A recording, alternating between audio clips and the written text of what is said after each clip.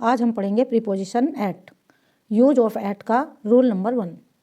Use of at is after these words given below to show the sense of एम। At का use प्रयोग नीचे दिए गए शब्दों के लक्ष्य को बताने के लिए किया जाता है, जैसे shout at, grumbling at, shoot at, laugh at, mock at, bite at, look at, kick at, aim at, smile at, growl at. Rule number 2 है use of at for the name of smaller places. At का प्रयोग छोटे स्थानों के लिए होता है। Example है my mother lives at Kanth. मेरी माताजी कांठ में रहती हैं। तो कांठ क्या हुआ? Village. I live at Fakirganj. मैं फ़कीरगंज मोहल्ले में रहती हूँ। तो मोहल्ला, फ़कीरगंज क्या हुआ? मोहल्ला। तो ये छोटा प्लेस हो गया। My sister in law lives at Darbhanga. मेरी ननद दरभंगा में रहती है। तो दरभंगा एक सिटी का नाम है, तो ये क्या हो गया? एक सिटी है। रूल नंबर 3 है use of at is to show the time. ये टाइम को एक्सप्रेस करने के लिए, दिखाने के लिए यूज किया जाता है। एग्जाम्पल है he will reach at 5 AM। तो 5 AM, 5 क्या हुआ? AM सुबह का time.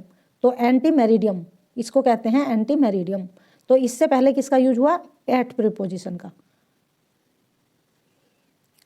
Rule number 4 use of at is to be before these words given below. At का प्रयोग इन शब्दों से पहले होता है जो नीचे दिए गए हैं। At home, at the station, at party, at school, at the theatre, at a match, at the bridge, at the platform, at page 50 etc।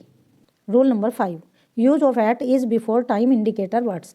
यानी कि समय सूचक शब्दों से पहले एट का प्रयोग किया जाता है, जैसे कि at night, at noon, at dawn, at dusk, at midnight, at afternoon, at day break. Rule number 6 use of at is to be before these words given below. नीचे दिए गए शब्दों से पहले एट का प्रयोग किया जाता है। एग्जाम्पल है at this moment, at bed time, at this hour, at Christmas, at Easter. Rule number 7 है use of at is to be before rate and price. दर और कीमत के लिए एट का प्रयोग किया जाता है।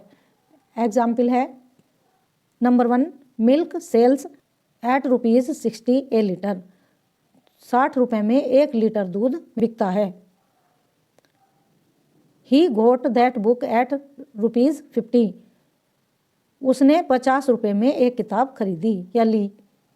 तो कीमत का, प्राइस का पता लग रहा है, तो उसके लिए एट का प्रयोग हुआ है।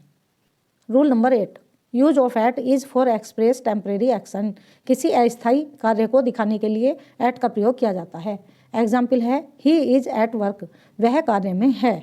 तो इसका मतलब क्या हुआ? ही इज वर्किंग नाउ, कि वह अब कार्य कर रहा है।